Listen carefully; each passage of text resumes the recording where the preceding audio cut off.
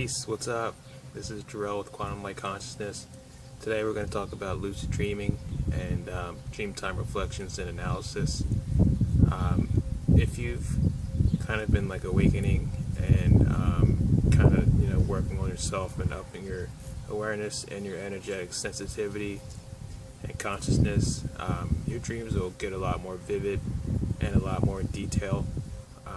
Some of the things that I have come to realize when kind of like working on my dream state and trying to get it more coherent is realizing that not all the times that I interact with characters or entities and beings I realize that I'm dreaming, or sometimes I just automatically know I'm dreaming.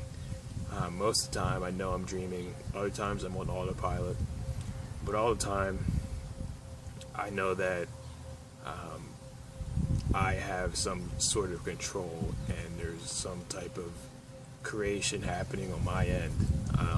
That's probably the biggest thing to realize when you're working on your dream states and you want to kind of get through the dream space and awaken more in the level of seeing through the mind space of dreams and waking reality, because that's the end goal. Bridging the dream state to waking reality, because they're both one. So working your way towards there, really getting yourself focused and centered before you go to sleep, that's a huge key, and kind of realize where you're at emotionally, mentally, and how you physically feel before you go to sleep, because what you're processing during the day and right before you go to sleep is usually what happens in your dreams. You kind of end up processing more of what you had already been doing during the day on an emotional level and on a mental level. Some of the things I like to do in dreams, when I get lucid, when I realize I'm really lucid, because I kind of always know I'm dreaming, because a dream is a dream. You're yourself, and you're always yourself, and you can either have a choice to do something or do something else. So when I realize I'm in a dream space and I can actually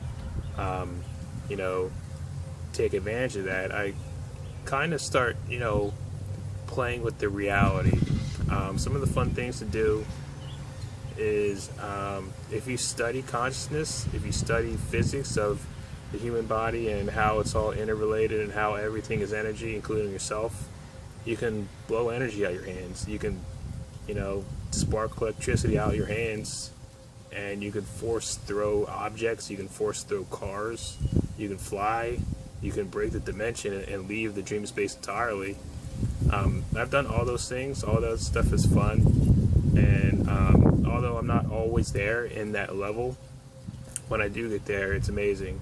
So that's kind of like what people, that's the ideal of where you kind of want to be when you're like, working on your dream space to where you want to get. So again, to get there, you can use binaurals before you go to sleep.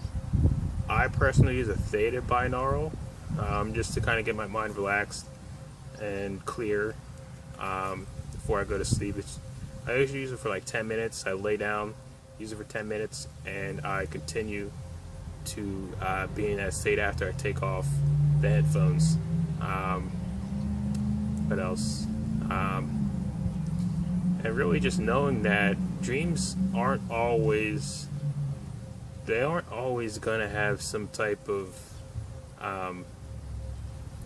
blatant purpose. You have to intuitively look into what it's trying to tell you, because you could be in a dream space with actual beings who are kind of play acting your lesson in a metaphor. So you could be in a room with people, and those people could be, fixing a car, and then you're on the outside, and then you get in the car and try to drive the car, and they're kind of like jumping the car as you're trying to drive it, as you're trying to start it up and drive it. Those beings, in that space, not in a room on the side of the road or something. Those beings in that space could be your higher selves or guides, trying to get you up and operational as a human being to kind of, hold more energy and hit a higher conscious level and activate your vessel. It's metaphors like that, or you could be talking to somebody and that somebody could actually be, a higher resonating being who kind of just like lowers or puts like a mask on or puts a costume on to kind of, see if you can make your way out of the situation while you're talking to that being in that space. I had that happen to me a lot. You kind of just have to use your intuitive eyes, to look through and see the spirit behind the holographic overlay, because dreams are holographic, and that's key. Because once you know that dreams are metaphorical until you're able to control your mind, and realize that it's either a lesson or I'm in real time and I'm actually dealing with beings one-on-one, how they are. You're going to basically have a space of knowing that you're not there yet and you're working towards getting to that real-time space of awareness. And that's huge. So I guess that's it. Remember, always,